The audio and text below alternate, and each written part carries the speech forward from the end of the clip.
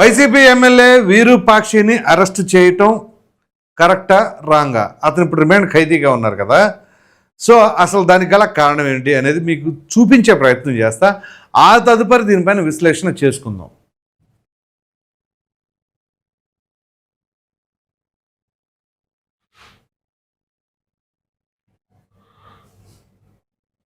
ఇక్కడ చూడండి, ఆయన మహిళ వాళ్ళ ఇంట్లో కూడా ఆమెను తోసుకొని కూడా వెళ్తున్నాడు ఎమ్మెల్యే విరూపాక్షి. ఈ వీడియోలో నురా నురా నురా అంటున్నాడు. ఒక ఎమ్మెల్యే గొడవకి వైసీపీ గూండాగా ప్రవర్తించి, ఆయన ఎమ్మెల్యే కాదు, ఒక వైసీపీ గూండా, మిగిలిన వైసీపీ గూండాలను వేసుకొని ఈడ ఎలా అయితే వస్తున్నాడు అనేది కూడా చూస్తున్నాం మనం ఈ వీడియోలో కూడా. ఎమ్మెల్యే ఈ కారులో ఉన్నాడు, ఆయన ముందుండి ఒక వాల్మీకి చెందిన మండల కన్వీనర్ కొండ పురుషోత్తం కారు అద్దాలు కూడా పగలగొడుతున్నారు. అలాగే ఆయన కారుతో పాటు వెనుకనే వాళ్ళ కొడుకు చంద్రశేఖర్ కూడా బైక్ లో కూడా వెళ్తున్నాడు. ఆ గుండాలందరినీ కూడా తీసుకొని. ఇది సరే, వీళ్ళు టీడీపీ వాళ్ళు కాబట్టి అలా మాట్లాడతారు. మనం ఇంకా చూద్దాం, ఇంకా దీంట్లో చాలా ఉన్నాయి. ఆ మహిళ బాధితురాలు కూడా మాట్లాడింది. ఆ మాట్లాడిని కూడా మీకు ఒకసారి చూపించే ప్రయత్నం చేస్తా.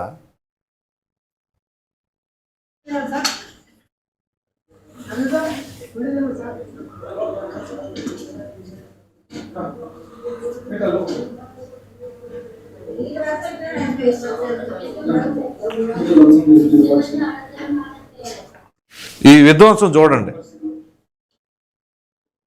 బాధితుల కుటుంబం దళితులను తెలిసి కూడా మారి నా కొడుకు దేవుని అని చెప్పి టీవీలు కుండు దౌర్జన్యం పగలబట్టి మమ్మల్ని చంపే కూడా వచ్చినాడు. దీనికి ఏమైనప్పుడు విరూపాక్ష మాకు బాధ్యత. దీని అందే చెప్పులున్నా కూడా ప్రభుత్వం ఇమీడియట్ గా యాక్షన్ తీసుకున్నామని నారా లోకేష్ సార్కి, పవన్ కళ్యాణ్కి, చంద్రబాబు నాయుడు సార్కి వేడుకుంటున్నాం. రైట్. ఇప్పుడు ఇది చేసింది ఎవరని బాధితుడు చెబుతున్నాడండి? ఎమ్మెల్యే వీరూపాక్షి. ఓకే, ఈ ఎమ్మెల్యే వీరూపాక్షి ఈ కర్నూలు జిల్లా ఆలూరు నియోజకవర్గం. సో ఇతంది ఇంకా చూపిస్తాను మీకు. బాధితురాలు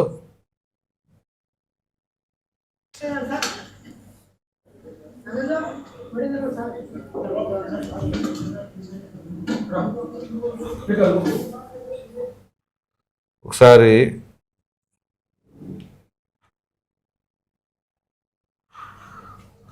ఈ బాధితురాలు మాదిగలంజా ఫస్ట్ మీ ఆయన పిలిపి నేను మన సంపేకి వచ్చినాను. ఫస్ట్ నువ్వు పిలిపించి వాళ్ళు చంపేసి నేను ఇంటికి వెళ్తాను. ఇందాక సంఘాల్లో కొట్టేసి వచ్చాను. వాళ్ళు ఎక్కడున్నా పిలిపి, వాళ్ళ నిరాష్టాలు ఎక్కువైనాయి. ఈ పక్షి వచ్చి లేదు సార్ నేను కాలు మొక్కుతున్నాగా నన్ను వచ్చి లేపి కాలుతో తన్నిగా కూడా లోపల నుంచి గుప్పొచ్చి నైట్ భుజం నుంచి చేయి వేసి నైట్ చింపినాడు సార్. నైట్ చింపి మరి మీ ఆయన ఎప్పుడున్నా పిలుచుని ఫస్ట్ చంపేసి వెళ్ళిపోతాను. ఎందుకు ఇచ్చినారు 10 ఇంటికి ఎమ్మెల్యే సీట్ ఎందుకు ఇచ్చినారు ఆయనకి? వాళ్ళ ఇంట్లో లేడీస్ అనేది ఉండరా? వాళ్ళ ఇంట్లో ఉంటారు కదా ఆడపిల్ల అనేది, తల్లిదండ్రులని ఉంటారు కదా. అట్లా అప్పుడు ఆడపిల్లని ఎట్లా లోపల వచ్చి నైట్ చింపేంత అవసరం ఏముంది? బయట చూసుకోవాలి, అబ్బాయిలు బయట చూసుకోవాలి, బయట ఎవరిని చేయాలా. ఆయన ఎమ్మెల్యే సీట్ ఇచ్చినారు కానీ ఏంటి పదవి ఏం చేయాలి? ఆయన ప్రజలకు ఎట్లా చెప్పాలనేది తెలుసుకొని, లేడీస్ తో ఎట్లా మాట్లాడాలా, లేడీస్ ని ఎట్లా గౌరవించాలని తెలుసుకొని మాట్లాడాలి. ఆయన ఇంట్లోకి వచ్చి దౌర్జన్యంగా వచ్చి పాపం తనకి ఎమ్మెల్సీకి ఎమ్మెల్యే కూడా తేడా తెలియని అమాయకురాలు. పాపం చదువు లేకపోవచ్చు కానీ హక్కు ఉంది, చూసారా? అది తెలుసు. ఎలా ఇలాంటి వాళ్ళని ప్రజాప్రతినిధిని చేశారని ప్రశ్నిస్తున్నాం, చూసారా? ఎంతో కొంత అవగాహన ఉంది. ఇంకా విందాం. కొట్టి మీ ఆయన పిలిచి ఫస్ట్ మాదిగలని ఫస్ట్ మీ ఆయన పిలిపి నేను వాళ్ళని చంపేసి వెళ్ళిపోతాను. చంపేకే వచ్చినాను. ఏం జరిగినా ఆయనే మా కాదు. వీరూపాక్షే, తన వీరూపాక్షి, తన కొడుకు, తమ్ముడు వచ్చినారు. వాళ్ళు చాలా దాడం చేసినారు. మా ఆయన పిలిపించినారు కానీ 200 మంది వచ్చినారు. మంది ఇంటికి ఓగితే ఉన్నాయి ఇంట్లో. వాళ్ళు అంత దౌర్జన్యంగా వచ్చి అంత ఆడదాన్ని అంత చేస్తే ఎట్లా? వాళ్ళకి లేడీస్ అనేది ఉండరా? వాళ్ళ ఇంట్లో వాళ్ళు ఉంటారు కదా. ఆయనకి పదవి కానీ ఇచ్చినది కానీ తప్పు. ఆయనకి అవును ఎలా మాట్లాడతారు, ఎలా చెప్తాడు, ఈయన పదవి ఇచ్చేది ఎట్లా గౌరవించాలనేది తెలుసుకొని పదవి ఇవ్వాలి. ఆయనకి రెస్పెక్ట్ పదవి ఎట్లా ఇచ్చినారు? ఆయనకి ఎమ్మెల్యే సీట్ కానీ ఇచ్చేది తప్పు. అది జగన్మోహన్ రెడ్డి గారు యాత్ర ఉంటుందేమో మళ్ళీ. సరే, నేను ఇంకా మాట్లాడుకుందాం మనం.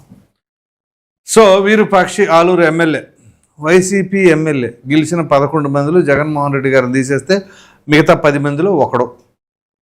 వాళ్ళ బలం అది. ఎంతటి బలమో తెలుసా? కూటమి ప్రభుత్వం అధికారంలో ఉండగా రాయలసీమలో, కర్నూలులో అది వాళ్ళు కూడా తెలుగుదేశం పార్టీ ఫ్యామిలీ అంటే వాళ్ళు అధికార పార్టీకి సంబంధించిన ఫ్యామిలీ పైన ఇంటికి వెళ్ళిపోయి విధ్వంసం చేసి నానా బూతులు లంకారాలు ఉపయోగించిన పరిస్థితి. సో అందుకనే ఏం అర్థం కాని పరిస్థితి. అసలు ఏం జరుగుతుంది? సరే, ఆయన అరెస్ట్ చేశారు, రిమాండ్కి పంపించారు.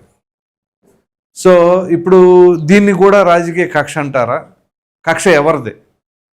ఇంట్లో ఆ రకంగా వస్తువులని వాటిని వీటిని పగలగొట్టి భయభ్రాంతులను గురి చేసి ఒక మహిళ నైటీని కూడా చించేసి చేశారు అని అంటే ఏం చెప్పాలి? ఆ విజువల్స్ కూడా నేను ప్లే చేయలేను, అంత బాధాకరంగా ఉంటుంది. సో అసలు ఎటుపోతుంది మన రాష్ట్రం, సమాజం?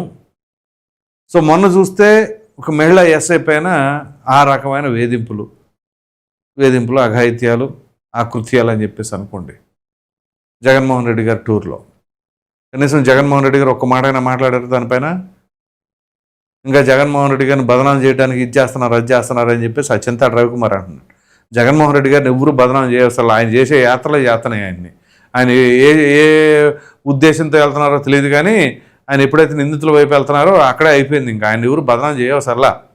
సరే, ఇక్కడ ఈ విషయానికి వచ్చేసరికి ఆ మహిళని ఇంటిపైన దాడి చేసిందే కాక, అతను చంపేస్తానని బెదిరించిందే కాక, వీళ్ళు ఎమ్మెల్యే, వీళ్ళకి ఇప్పుడు ఏమీ లేకుండా 10 స్థానాలు అంటే 11 మంది ఉండి ప్రతిపక్ష హోదా కూడా లేకుండా ఉన్నప్పుడే ఈ రకమైన పరిస్థితి ఉంటే, పొరపాటున కానీ రేపు వస్తే వీళ్ళు అనుకుంటున్నట్లుగా అది వచ్చేది లేదు, పెట్టేది లేదని చాలామంది అభిప్రాయపడుతున్నారు.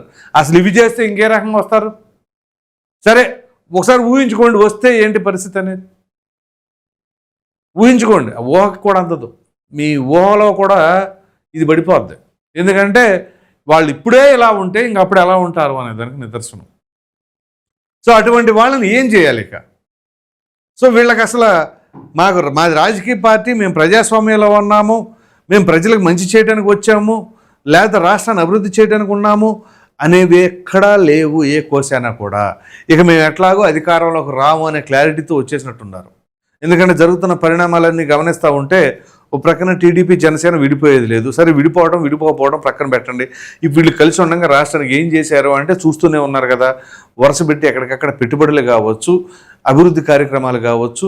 ఇప్పుడు అంతెందుకు, మొన్న భోగాపురం ఎయిర్పోర్ట్లో ఎయిర్పోర్ట్ ప్రారంభోత్సవం, ఇక ప్రక్కన గూగుల్ డేటాబేస్ సెంటర్ అని చెప్పేసి అక్కడ కావచ్చు, ఆర్సిఎల్ మెటల్ కావచ్చు, లేకపోతే ఇక్కడ కడప స్టీల్ ప్లాంట్కి సంబంధించి కావచ్చు, మరో ప్రక్కన రాయలసీమలో రాయల్ ఎన్ఫీల్డ్ అది కావచ్చు, మరో ప్రక్కన వెలిగొండలో టన్నెల్ పూర్తి కావడం కావచ్చు. ఇలా అటు ప్రాజెక్టులు, డెవలప్మెంట్ యాక్టివిటీస్, మరో ప్రక్కన వెల్ఫేర్ స్కీమ్స్, మొన్ననే తల్లికి వందనం అనే కార్యక్రమం కావచ్చు, మొన్న 1వ తారీఖున ఈ పెన్షన్ల పంపిణీ కార్యక్రమం కావచ్చు. సో ఇలా ఎక్కడా కూడా పేరు పెట్టడానికి అవకాశం లేని క్రమంలో ఇక వీళ్ళకి హోప్స్ లేక, ఇంక మనం ఎలాగో అధికారంలోకి రాము కాబట్టి మనం విధ్వంసం సృష్టించేద్దాం, భయభ్రాంతులు చేద్దాం, ఇక ఈసారి రౌడీజాలు చేద్దాం అనే ఉద్దేశంతో ఏమైనా ఉన్నారు అని చెప్పేసి అనుకోవాలా? ఏంటి దాని ఉద్దేశం? సో ఇప్పుడు ఇవి జరుగుతున్న దాన్ని బట్టి ఈ వీరూపాక్షి అనే వ్యక్తిని ఆయన పైన కేసులు పెట్టడం కానీ, అరెస్ట్ చేయడం కానీ, రిమాండ్కి పంపించడం కానీ, ఇవన్నీ చూస్తూ ఉంటే ఇది రాజకీయ కక్ష అంటారా? లేకపోతే ఇంకా కొంచెం మొహమాటంగా పోలీసులు పనిచేస్తున్నారని అంటారా?